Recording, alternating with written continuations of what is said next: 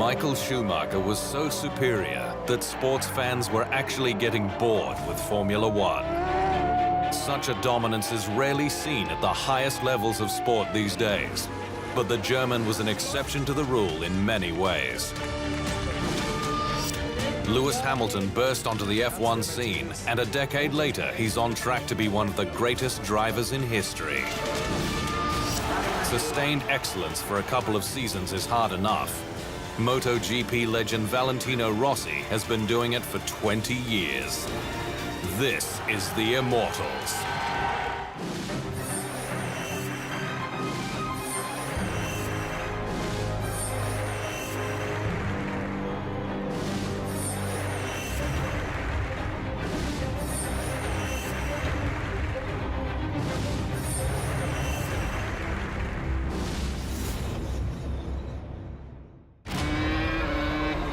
He dominated Formula One like no other. Michael Schumacher didn't just rewrite the record books, he demolished them.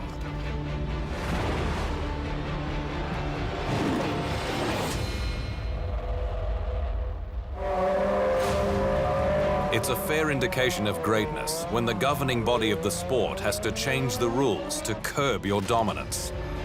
Michael Schumacher took Formula One into uncharted territory. The German was virtually unstoppable in his Ferrari, winning 5 consecutive Drivers' Championships from 2000 to 2004. In 2002, he produced a year of unrivaled supremacy, winning the title with 6 races left in the F1 season. Ferrari won 15 of the 17 races between Schumacher and his teammate Rubens Barrichello. His 11 race victories was a new record.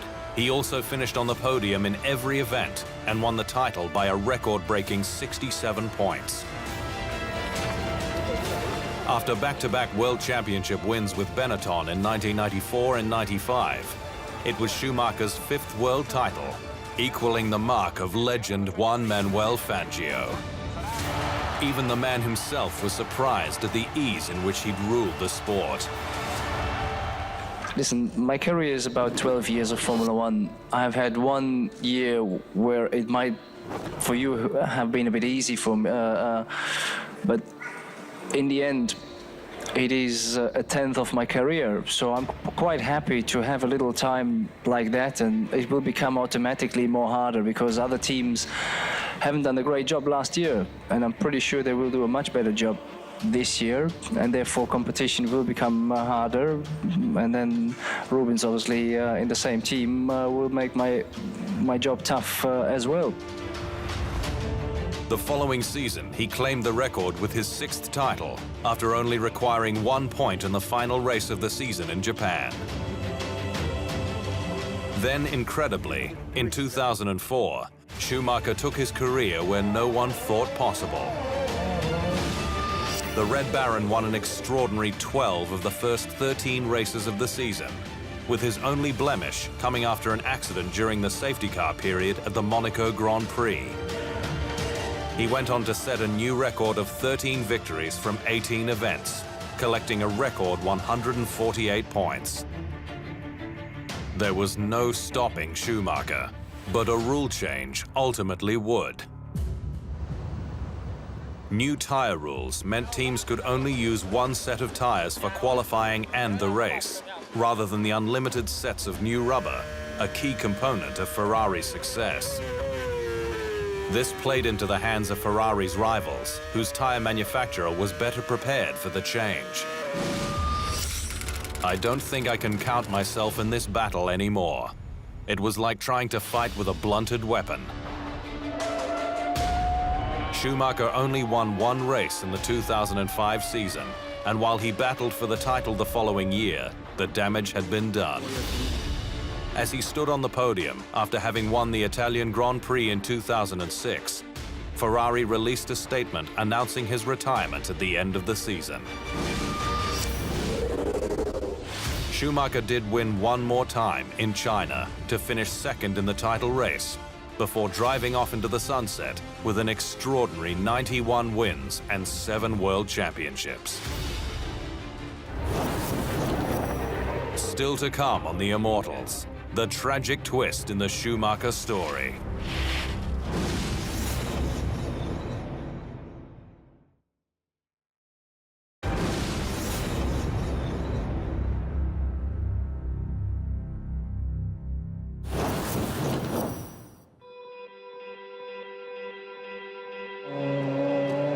It's regarded by many as his greatest performance.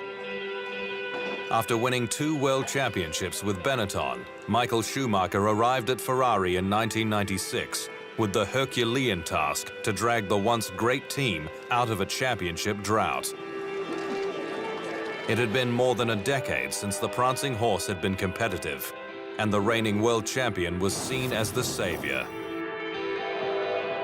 At the Spanish Grand Prix, he produced a drive in extremely wet conditions that left legends of the sport in awe.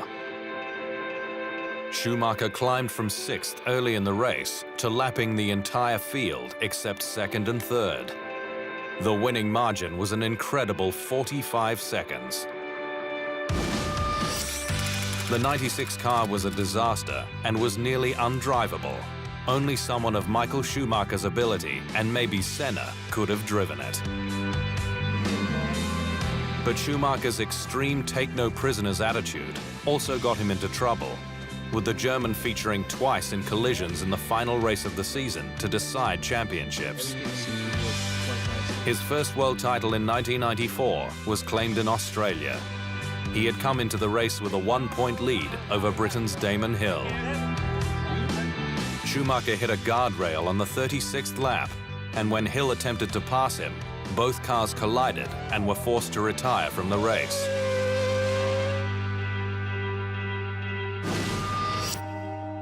In 1997, he again led by 1 point, this time from Canada's Jacques Villeneuve, coming into the final race at the European Grand Prix.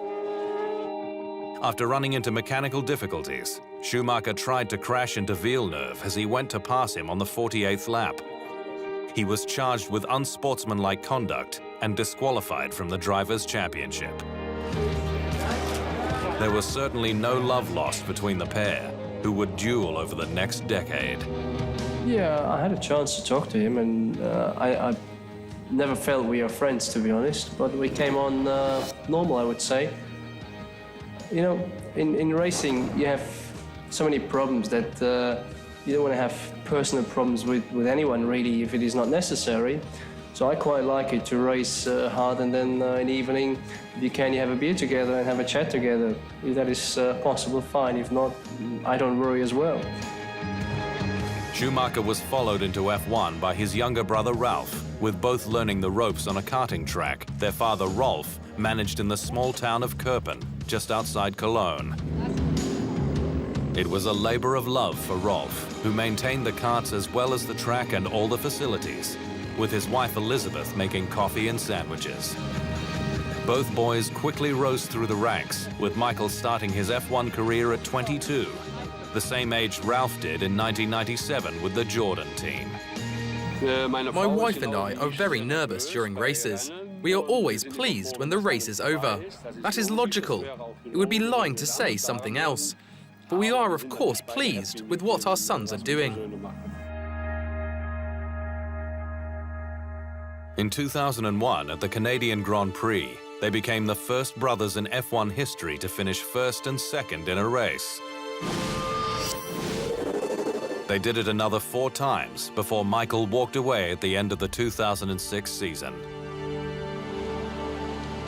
When he returned 4 years later, a lot had changed. His younger brother was no longer racing, and he wasn't wearing the famous Ferrari red. Instead, it was the Mercedes grey for the returning legend. He had been lured there by his former Ferrari technical director Ross Brawn, who was now a co-owner of the Mercedes team. I thought, why not? I mean, I'm still fit enough. I'm still mentally ready for it. And I like the challenge.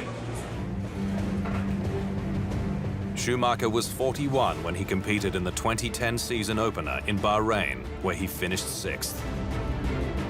It was tough going for the former great, And for the first time since his debut season of 1991, he finished without a win, pole position, podium, or fastest lap.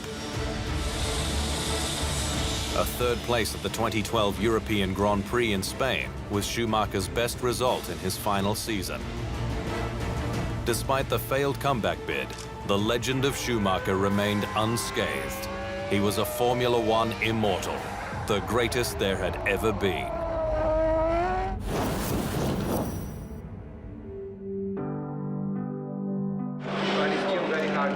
Ayrton Senna was the legend of Formula One when Michael Schumacher burst onto the scene. He died in a tragic accident during the 1994 San Marino Grand Prix, which Schumacher won. Almost 2 decades later, it was Schumacher who was creating worldwide headlines after a tragic accident.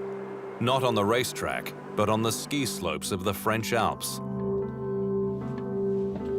An accomplished skier, Schumacher often took his family to the mountains to escape the grind of the F1 season. But on December 29, 2013, Schumacher was skiing with his son Mick when the unthinkable happened. He fell, suffering a serious head injury. He was immediately placed in a medically induced coma. The news was grim. He is in critical condition in terms of brain resuscitation.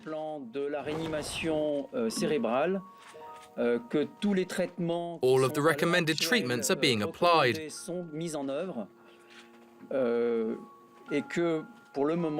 And for now, we cannot predict the future for Michael Schumacher.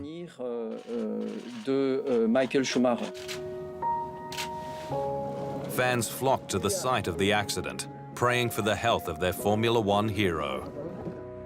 I'm not worried or anything, because I know he is going to pull through. I'm sure of it. He's a fighter. He's a champion. So I'm not worried about him. He is going to get better. Schumacher was moved to a hospital in Lausanne, Switzerland in June 2014 after regaining consciousness. 3 months later, he was allowed to go home to continue his rehabilitation. In November that year, it was reported that Schumacher was paralyzed and confined to a wheelchair. The heartbreaking reality sadly delivered by his former boss at Ferrari. When Michael raced with us, he was the most successful driver in the history of Ferrari. He had only one accident with us, whose fault was ours in 1999, when he broke a leg going off track. He never had another accident. All said that he was a daring skier. But it's not true. For a tragedy of life, he finds himself still in these conditions. He was a great driver. We have had together wonderful years of personal life as well. He has had children. I had children. We had years of great relationship. And I think he deserves a huge applause.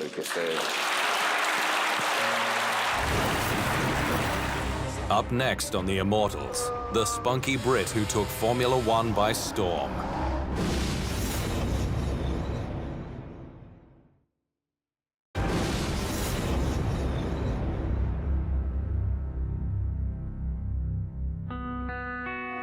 He polarizes opinion and is never far from the headlines. But Lewis Hamilton isn't about making friends.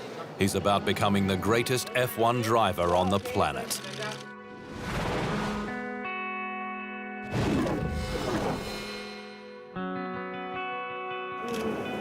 There's making a grand entrance, and then there's what Lewis Hamilton did in 2007. The 22-year-old from England had a stellar junior resume behind him. But not a lot was expected when he was named as reigning world champion Fernando Alonso's co-driver at McLaren.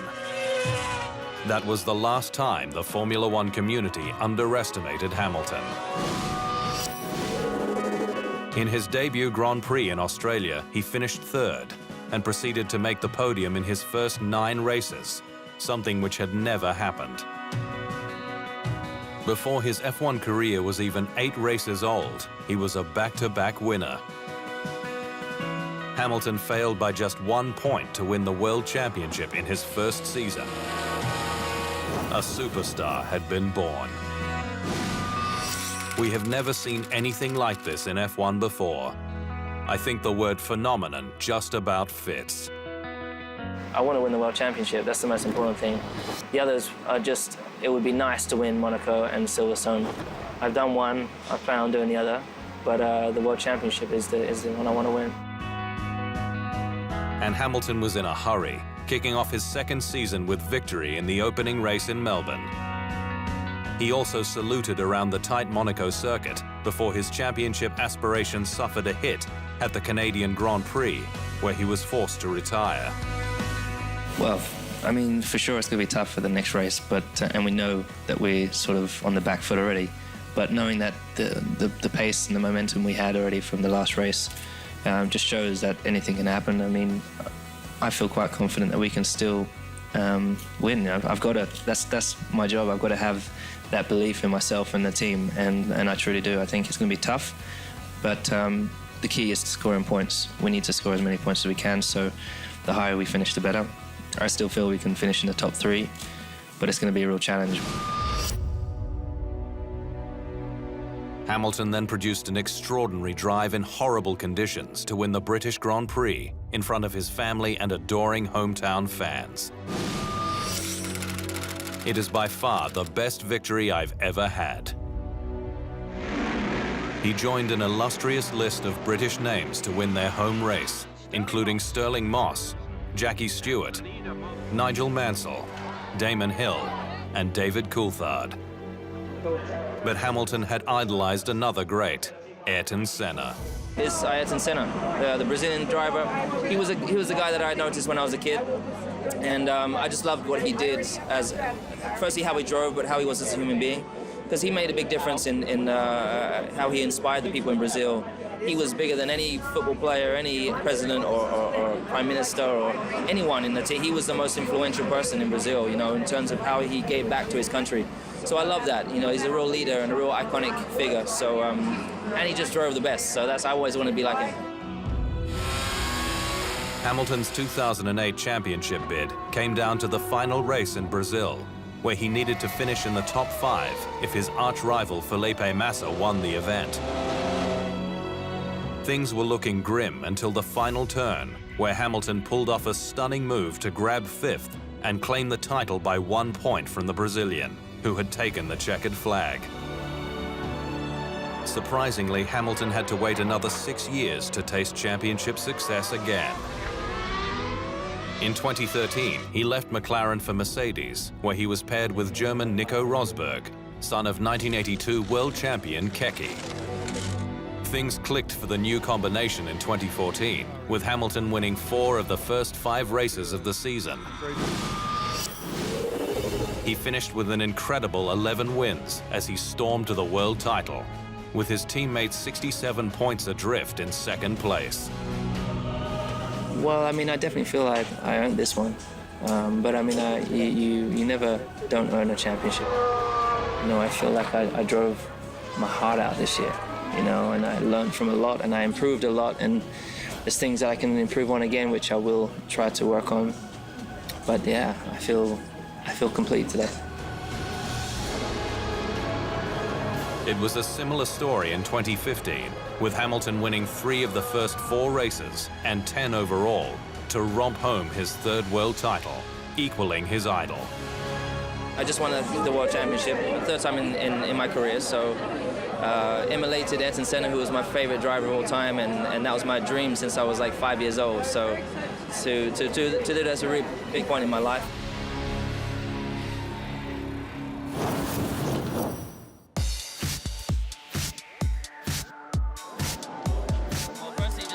Lewis Hamilton enjoys life in the fast lane off the track as much as he does on it.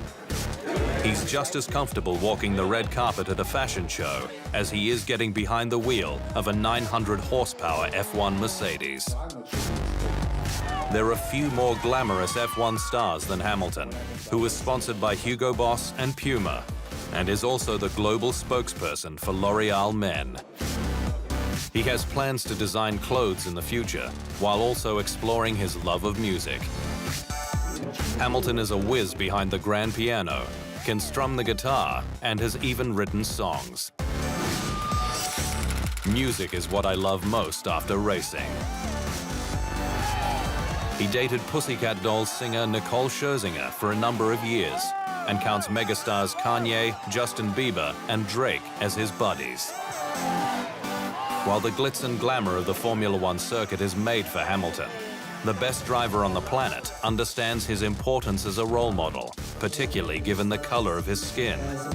You know, when I arrive at the Grand Prix, I don't arrive and think, oh, I'm a minority. I don't feel that way. I just feel like I have, I'm just beginning to appreciate more that I'm a role model for lost kids, whether it be white, whether it be black, whether it be Asian, whatever. When we return, how Valentino Rossi remained a MotoGP force.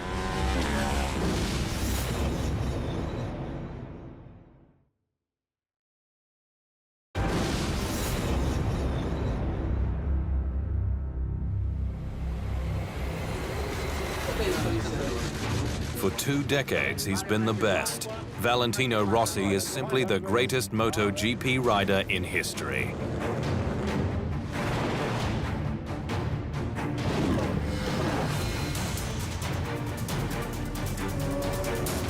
Marc Marquez was 3 years old when Valentino Rossi made his Grand Prix debut in Malaysia on March 31st, 1996. Fast forward 20 years, and the Spanish whiz kid won his 3rd MotoGP title from a 37-year-old Rossi.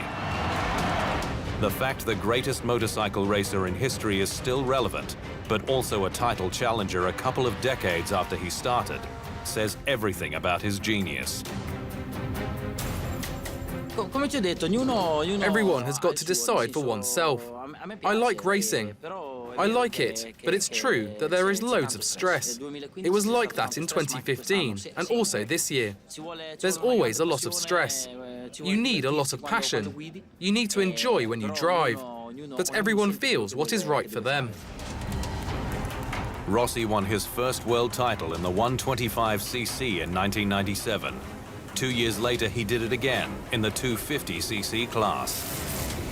In 2000, he started riding for Honda in the Premier 500cc class and won the World Championship crown in 2001. Rossi claimed the inaugural MotoGP title in 2002 and then won 5 of the next 7. The Italian was destined to be a motorbike rider.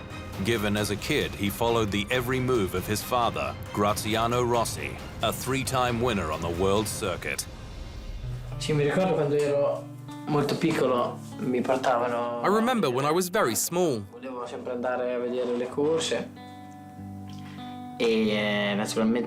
They took me. No, I always insisted on going to the races, and naturally, on the day of the races, the pilots are very tense, because they are very busy. Well, I was their nightmare, one of their nightmares, because they could not send me away. They had to listen to me. I was asking a lot of questions. I was glued to them. So they did not like me very much. You were just over 2 years old when you started coming with me to the box to stress my friend pilots. Uncini, Reggiani, Incinelli, asking for autographs, the helmets. They could not send you away because you were my son, but they could not handle you. Valentino Rossi!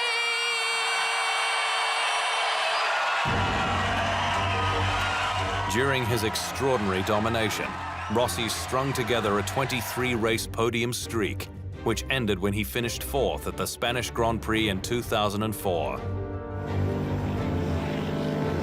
By this stage, he'd moved to Yamaha and hadn't missed a beat. In fact, he'd got even better. Rossi won the 2005 world title by an astonishing 147 points. He was unstoppable until he switched manufacturer in 2011 to Ducati. The move was a disaster, and he endured his first winless season of his MotoGP career. After 2 years, he returned to Yamaha and added to his legend by fighting back from the wilderness to finish second to Marquez in 2014. Fellow Italian Giacomo Agostini holds the record for the most Grand Prix victories, having won 122 times. At the end of the 2016 season, which marked 2 decades in the sport, Rossi was sitting on 114 wins and showing no signs of slowing down. And that's why he's regarded as the best. A MotoGP immortal whose longevity defines his greatness. Uno.